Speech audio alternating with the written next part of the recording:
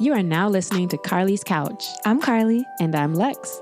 In this podcast, we discuss a wide array of topics about life and how to live your best life. Whatever that looks like for you. Hope y'all enjoy. Hello, hello, hello. Thank you for listening to Carlie's Couch. We're back. You're back. Everything's good. All good. Last week we had a really good conversation around visualization. I need to visualize saying that damn word. It is hard though. It is. I tripped up a couple times. Do be like, you can hear it on these new mics too. Last week we spoke on visualization, and this week is not intentionally like a part two, but it kind of feels like a little bit of a part two because today we're going to talk about how to create a new future. And part of that has to include visualizing what that is. And so hopefully you did those activities, listen to that convo. If not, listen to the last episode, or listen to it after you listen to this one, which is fine by itself as well. But Carlie, do you believe that your thoughts are predictors of your future? Absolutely. I think that our thoughts, because they're in our head all day and it's like the soundtrack of our lives and how we approach opportunities and relationships and careers and everything pretty much that we do. I think it starts with thoughts. And so those very much write the story of our future. Mm-hmm. And then, so you've said this before in the past one where 90% of your thoughts are ones you've already thought before, which means that most of the time you're on automatic in the way that you react to things and, your first thought when you see something or hear something. But that means like if you're having those same thoughts, they're leading to the same emotions and the same feelings. And then that leads to the same actions. So those thoughts have to change first for those actions to really stick. Absolutely. And if every time I go to the gym, all I think about is how I'm not where I am, how I don't see results, like it becomes such a negative experience that it makes me not want to go, makes me want to spend less time there. I might not exert as much energy. Like, so even if you're still like taking those actions, if you don't change your thought process, like it can very much affect those end results because it affects it like shapes your entire experience, like while you're there. Yeah. So in the last episode, we talked about, what does your future look like, or visualizing what you want and how you want to feel. And so this week we have an episode. This week we have an exercise for you about what you see in your new future. And so if you did that exercise last week where you started journaling or started writing down your visualizations or know what that looks like, that's fine. And I remember I was like, I already did this for this episode. So for those who heard the last one, this was my kind of visualization. So what I did was I took like 30 seconds to a minute and just thought and visualized my new future, what I see and how do things feel. And then I wrote down what my new future looks like. And so right now we want you to pause. And not if you're like doing something else, but pause or come back to thinking about that. Think about what does my new future look like that I want to get to, and writing those things down and then coming back to us. Okay. So pause, come back. I was about to, for the people who didn't pause, I was like, man, forget them. We're going to just give you some wavy music and now we're back. Okay. We didn't need to do that. It was better. I was about whatever. to do the Jeopardy music, so that's way better. Come on, man. We got to get more creative. Sorry, than that. So I asked Carlie to do this as well. Do you feel comfortable reading your paper out loud? Yeah. Okay. So I'm going to have Carlie read her paper out loud to her answer of, what is her new future. And so I did ask Alexia a clarifying question. I was like, so you just want me to write about my new future? She was like, yeah, like what you like want it to look like, what it can look like. And in the context of this conversation, in my head, it's like I'm writing, if I'm able to, change my thoughts, and what will that future look like? So because she mentioned that 90% of our thoughts are the same ones, and I think it's over 75 to 80% of those that are negative. So if we're able to change that, like what can this future look like? So I wrote love, abundance, opportunities, freedom, being able to move how I need to, when I want to, friends and a partner who love and support me, who appreciate me, challenge me, and strengthen me. My own space, a team that grows together. Fulfilled, motivate. I write a lot. Fulfilled, free, motivated. I feel confident. I feel direct. I am walking in my power. I am moving from a place of love. I feel in flow. I am resilient and able to overcome any obstacle that comes my way. I feel gratitude. I feel growth. I feel an ease of self. And I'm in flow because of my self-growth and non-attachment. I am walking in who I am with intention. Okay. And then I'm going to read mine. Mine says, what is my new future? Abundance, rest, having what I need, open home space, helping others. It feels effortless, enjoying travel and new experiences, acknowledgement, respect, love, cared for. People want to make me feel special. I feel special. I have money. I create. I inspire creation. I'm open. My family knows me. I can provide for others, resources and opportunity, great health, strength, youthful, energetic, calm, and at peace.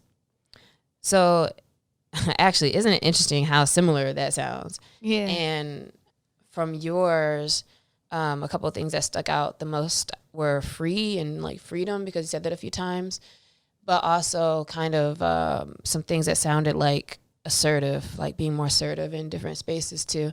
So one thing that I didn't read now, and I wrote this on April 12th.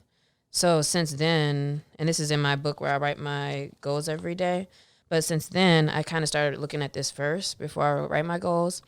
So since then I can look back and now say, okay, one of the things I had down that said, don't work so hard. And now per our last conversation, and you know, when I saw that, I noticed how everything else was in the positive except trying to get away from this working hard. So I'll kind of come back around to that, but that's what mine said. So now looking at these things that you wrote, Carlie, on your paper, which of those things can you look at and see like immediately that you're going against them?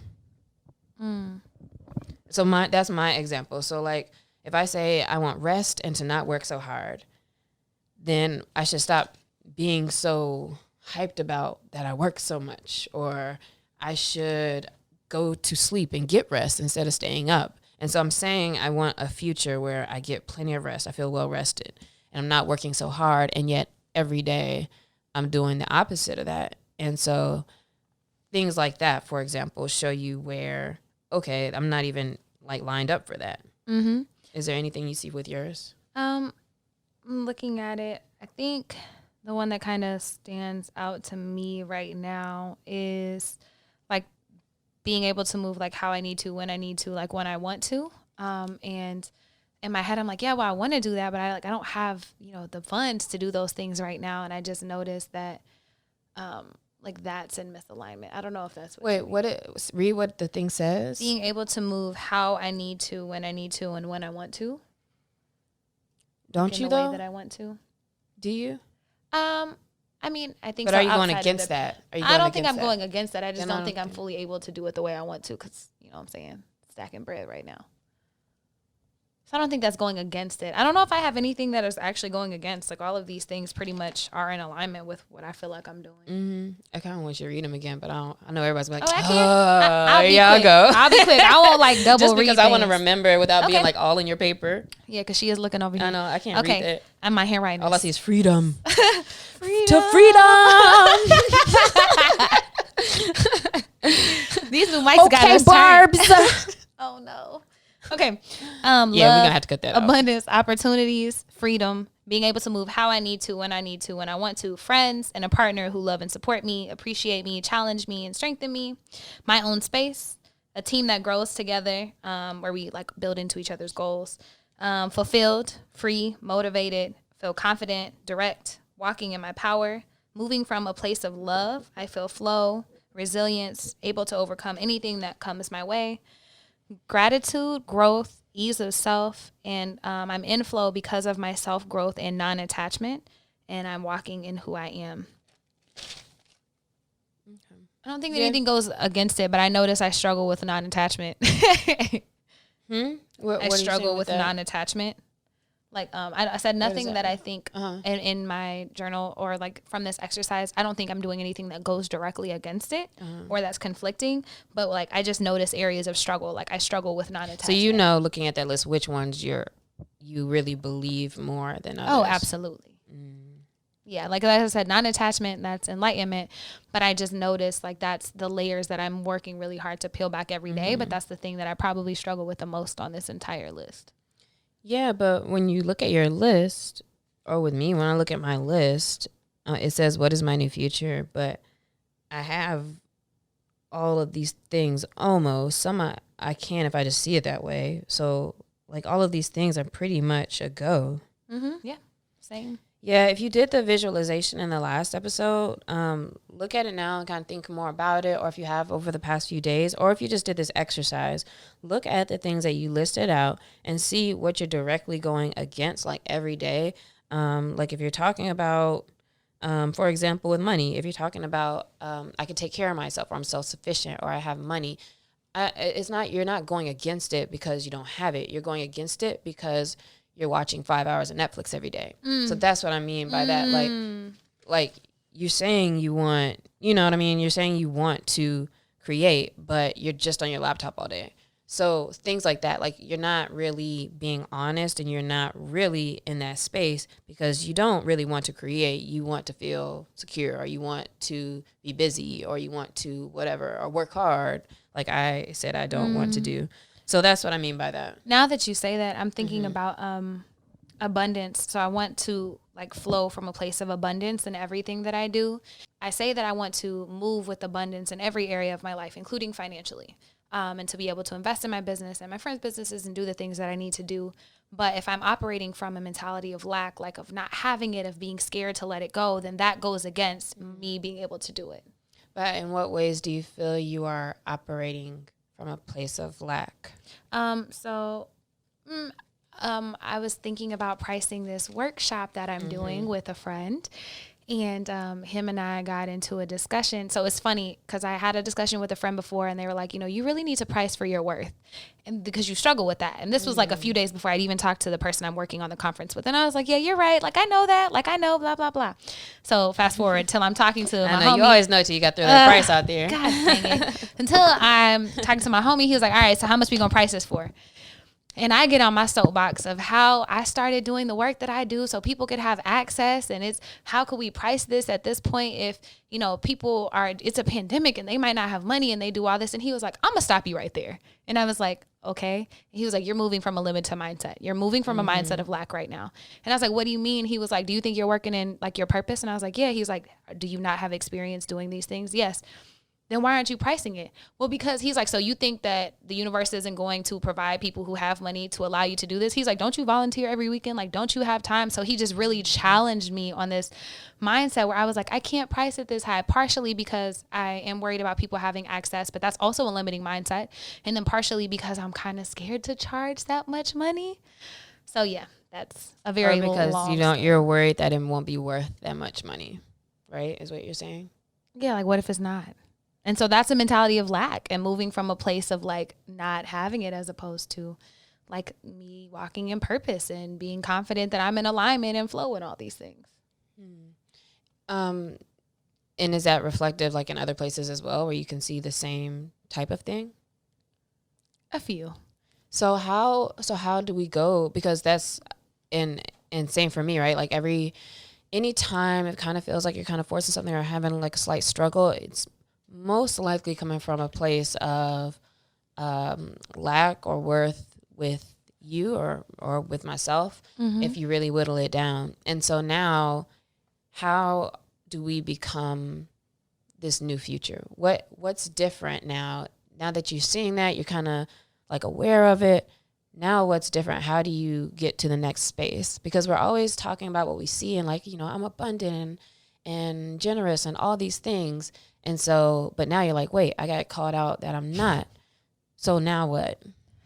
I think so, because knowing actually doesn't change anything. Like people talk about like, well, if you know, that's the first step. Kinda, but like scientifically it's shown that even if you know you have biases, that doesn't mean anything. You're not going to change them. You're not actually going to do anything. And so for me, it's the first step, half of the first step is knowing, but then I've been journaling on it and praying about it and thinking about it every day and kind of trying to figure out like what the root of it is. Like I know a lot of that stems from my childhood and growing up not having a lot of things. But there's a lot of other roots. And so every day I've just been kind of doing work and thinking about conversations and where this insidious thought could be seeping into other areas of my life. Mm-hmm. And so self-awareness, I guess, is the next, like, so self-awareness, it's the same thing as knowing. And then I've been journaling about it a lot. I meditated on it the other day. Probably going to talk to my therapist about it soon. But just trying to be active and aware in how it's affecting all of these areas of my life so I can slowly start to change that thought process. And I think that starts with knowing like where it comes from. Yeah, but once you know where it comes from, now what? Because you're still kind of just harping on the fact that it's there.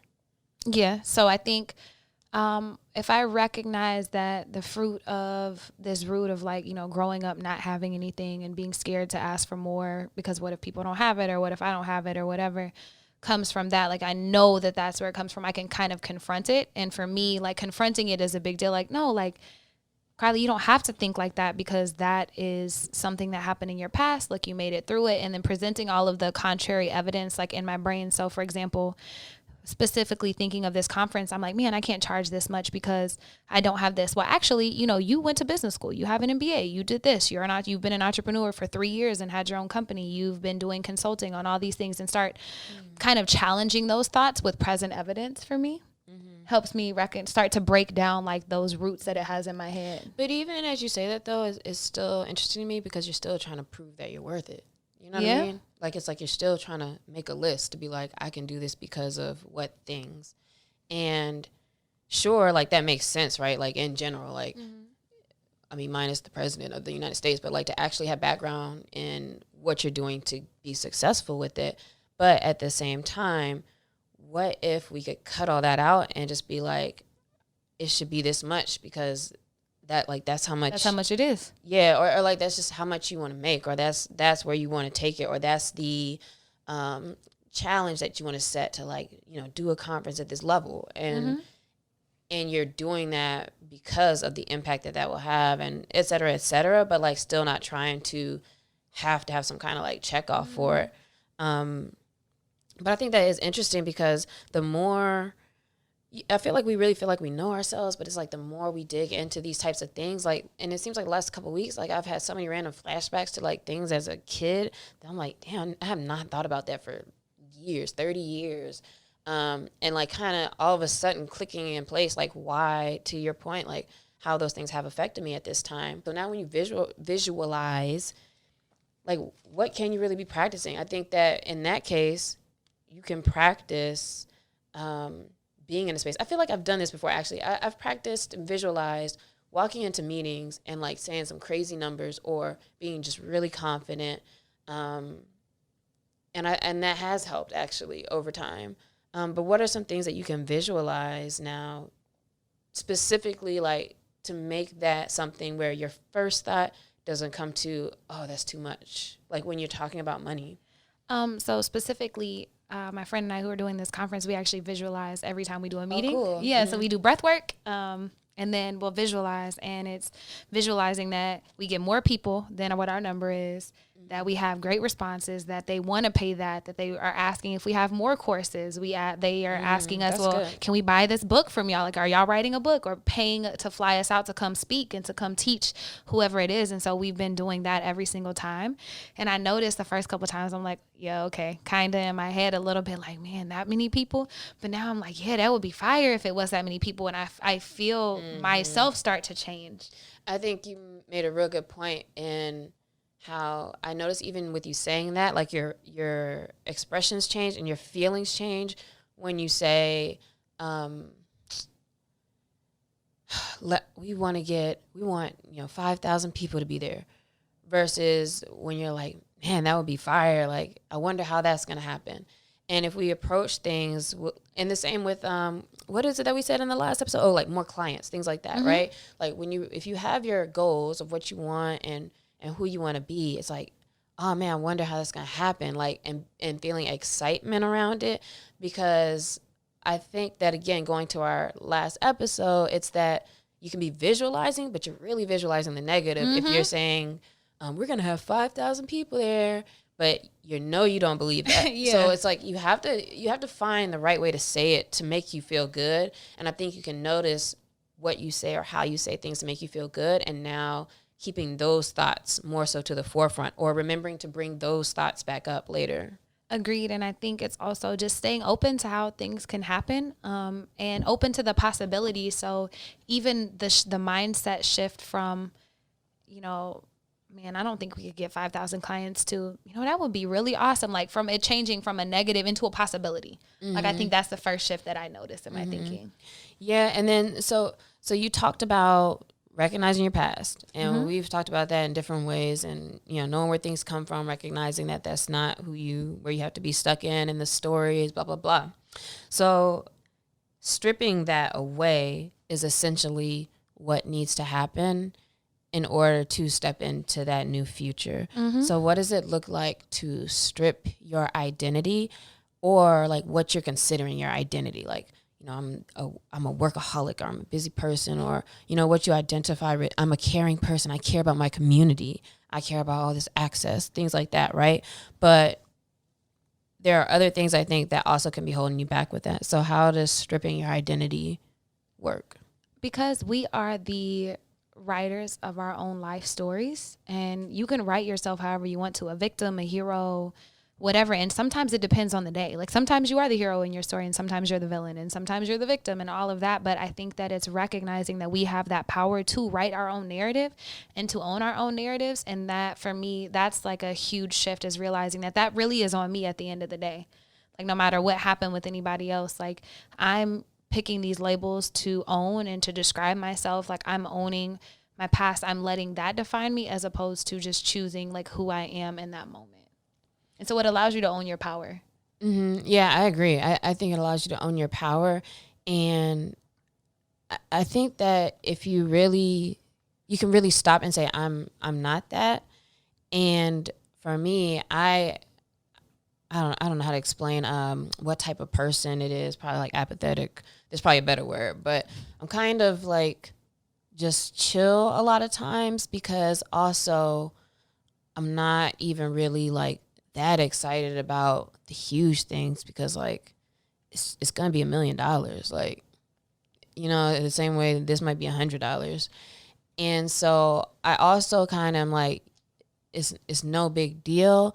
And I also kind of think of myself as like, in this whole grand scheme of the world, like I'm not that important. And not to be like I'm nobody, not like necessarily like that, but ego wise, I'm not that important, like, and I'm stressing over things that like aren't that important. And so to think about stripping your identity and stripping those past stories, it's like, now what do I have? If I don't have this story that I need to crave attention, or I need to do this to get this, or, I don't want people to leave me or whatever. If I'm cutting away that story, then like, what am I replacing it with? What's there now? And I thought about Game of Thrones and Arya, when she was doing that going through that religion, and her always having to say like, a girl has no name, a girl is no one, a girl has no name. And I thought about that. I was like, man, what does that really like mean for you in real life, to like think about that? And what do you think, like, to be like, oh, like I'm nobody, I'm not.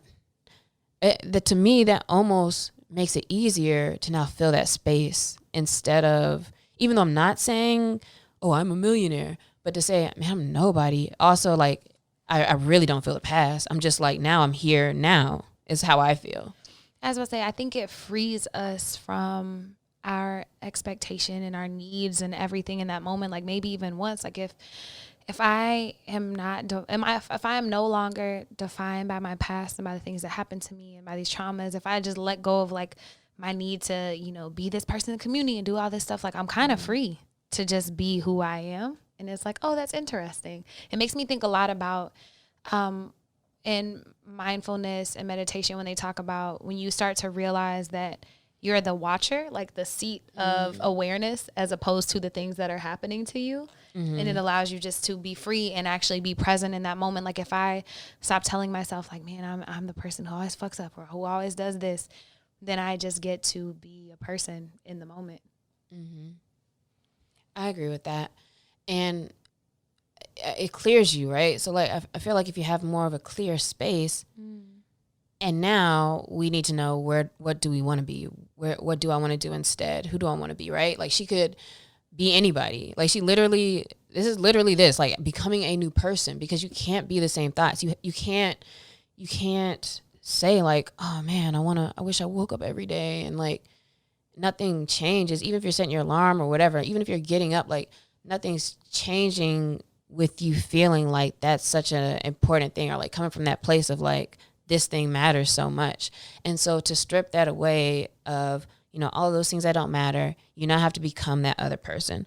And so to go that direction, now you've already done the work of envisioning your new future. So you have that visualization. We've talked about that before, what that can look like and how you can make sure you say that in a way that is pushing you forward towards that.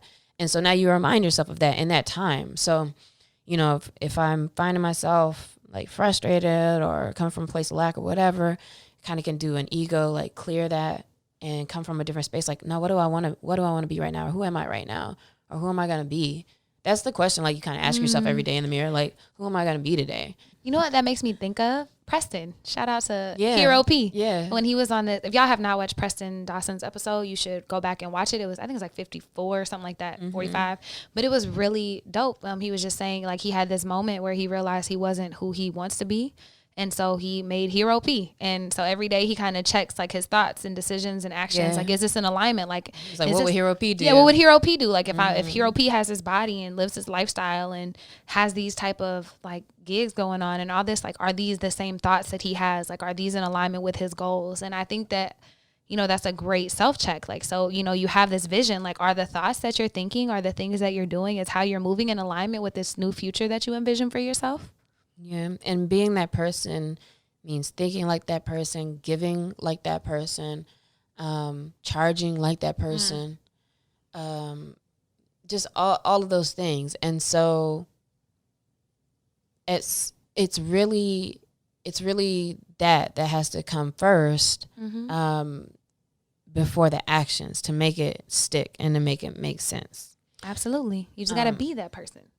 You just got to be the person. But even still, like saying that, it just sounds crazy, right? Yes. You just got to be that person. But so then I'll skip to my story though too, because as I didn't even think of this story until I was kind of thinking about this episode, and I was like, oh, this has happened, because I wanted to think about it.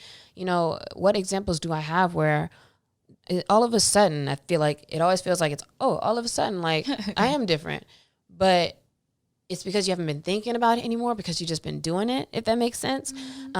So I wrote down that it had just hit me that I no longer have a problem like at all with waking up early. And I know if I listen to my old episodes, like all the time, that's all I ever thought about was like, man, I don't get up.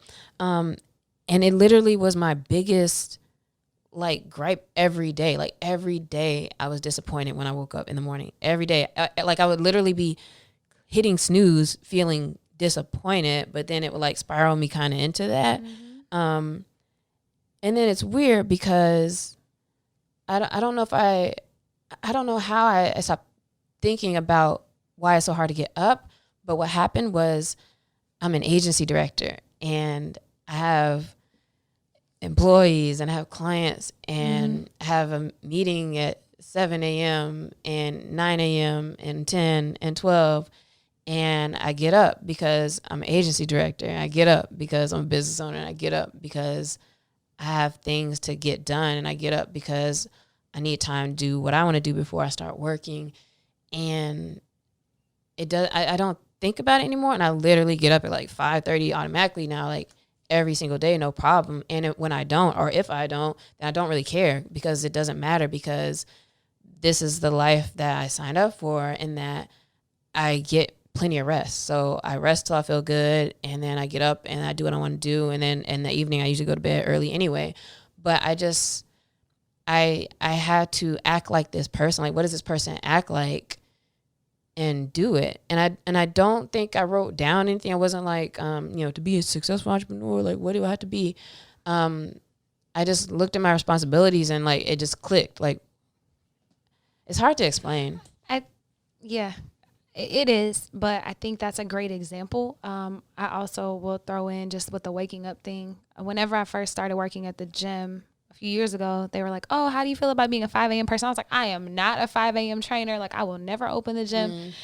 Man, if I don't get my ass up and open the gym and or teach online classes super early now, because that's just what I have to do. Like if it's in alignment, if that's it, I don't complain. Like the other day I had to wake up at 4 so I could be somewhere at 5 to get ready to teach a class online because it's Central and Eastern time.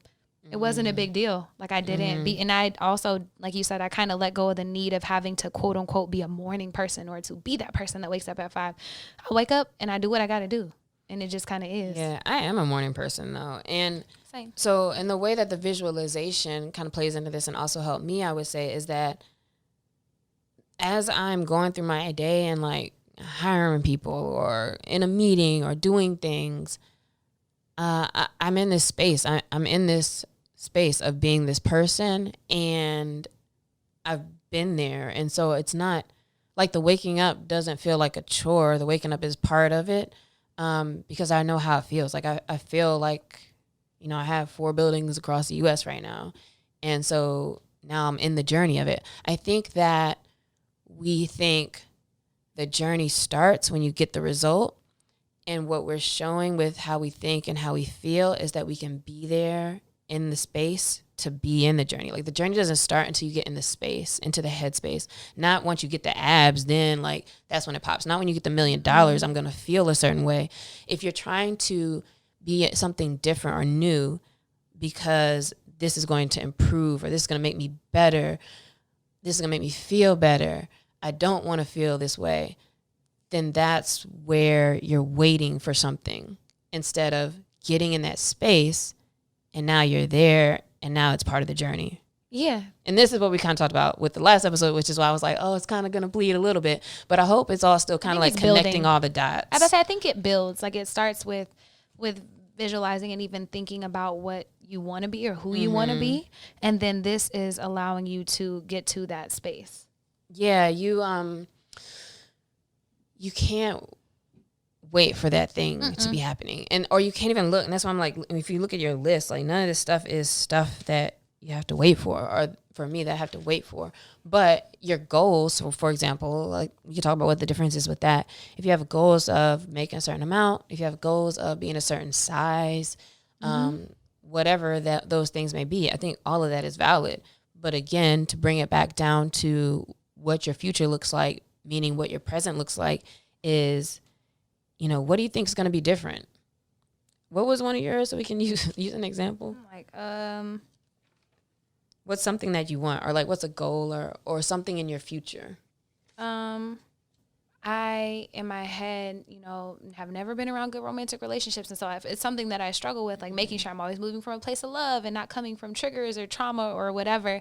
But it's like I could be here and struggle with all of these things and always second guess and worry about it. Or I could just move from a place of love. And even when I don't necessarily respond, quote unquote, ideally, or what like Hero C, shout out to Hero P, would look like, that I have enough grace and growth and understanding in myself to know like that's okay and to just try again. So instead of letting it be this heavy like boulder that I carry around all day because maybe I came at somebody a little bit sideways because I was triggered in a conversation, now I can be like, well, charge that to the game. Like, you know, I can do better next time, and then aim to be more thoughtful and take that pause before I respond next time. And so it's just kind of doing it. Yeah, it's just practicing and doing it. And so even with being more confident, like I said, each time, you know, my homie and I who are doing this conference visualize together, it starts to feel more possible. It starts to feel more real. But at the end of the day, the only thing I can do is actually put out the price that I think that I'm worth and value. And like that is just the action of me doing it.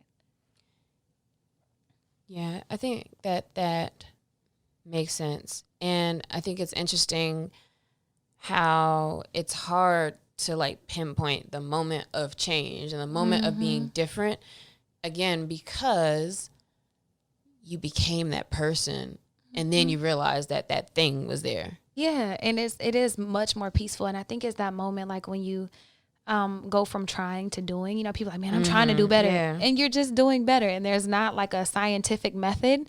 Unless y'all have one, please share that with us. But there is. I mean, if you go into like meditation for change and really like whether you do self-hypnosis or inductions or well, I mean, in the sense that like I don't think it's like, okay, well, you do 3 days of meditation, 3 days of yoga, 3 days of this, and all of a sudden you're enlightened. That's what I mean. I think it's different, and I think a lot of it is our owning our agency to choose and to be that person and to move from that place. Like that's not something that anything can make us do. Like that's a personal choice. Yeah, absolutely. Yeah, but I think it's cool to like think about that and know like, you know, we can be these people. We don't have to be defined by these things. Like we don't have to hold on to all of that stuff we think we have to hold on to. And I feel like in my life personally, like everything has perpetuated and just to a more calmer place and like I said, calm and peaceful place, and a place that feels like it's less effort across the board because I'm not like trying to struggle against everything so much. Yeah, you're just allowing it to flow. To be in flow. Synchronicity. Yeah, so think about like what your new future looks like, and you know, kind of breaking down like, so what is that person doing? Like what am I doing? Your future is gonna look like what you're doing today, and so it's those little things that you start to do differently, change, and then you become like in that space. And like once you're in that space, it feels good and you keep doing it and it all perpetuates. So I definitely encourage you to, you know, think about these topics, journal them out, write some things down, and then look more into also thoughts, feelings, how they change. So I'm sure you could probably read something that's more scientific than the way we're talking. But listening, I think, too, for me, to different like podcasts and people speak, like different things click differently, even though it can be kind of the same message. So hopefully something will click for you. Yeah, and if you want to share any of your new future or maybe some of your like lessons or thoughts during this, I would love to hear it. So at Carlie's Couch, at CC Fierce. If Lex is down, at Lextopia. And this week, I'm going to shout out two of my clients, Rod Johnson and Pernell Cesar. They are the founders of Black and Bold, BLK and Bold Coffee. And I just want to shout them out because they are small business owners and, you know, really taking off and spreading to Whole Foods, Amazon, Target, Hy-Vees, which are like the Krogers, I think, in the Midwest, and really doing big things and expanding. And, you know, it's so funny, like going through growing pains and it's like we ran out of inventory on Amazon or like, you know, different things happening. And it's like, yo, these are good problems. And so kind of seeing the changes that they're going under while also the whole time giving back, which I love. And I love working with people who give back and really care about that. So I just wanted to shout them out for their initiatives, the social impact that they are having every month, giving money back from their product. And all of the praise, the kind of highlight they get like online is well deserved because it's super good product and super impactful. And so I like that, you know, seeing people show that it's not just one thing. It's not just about getting money or it's not just making an impact, but we have to be poor. All of this can go together for you to make the impact and for you to be the person that you want to be. Shout out to them, all of their initiatives and their amazing coffee. If y'all haven't gotten any, get some. It's so good.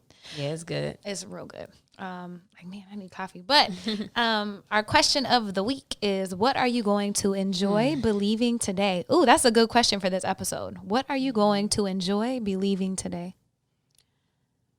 I am going to enjoy believing that I'm trying to say something besides like just the successful. But maybe that is it. I'm going to enjoy believing in my, I'm going to enjoy believing in my success today. I like that. I am going to enjoy believing that I am my highest version of myself in this moment. Good. No conditions. Under no conditions. All right, guys. Appreciate you listening. Thanks for tuning in. I'll let y'all next week. Peace.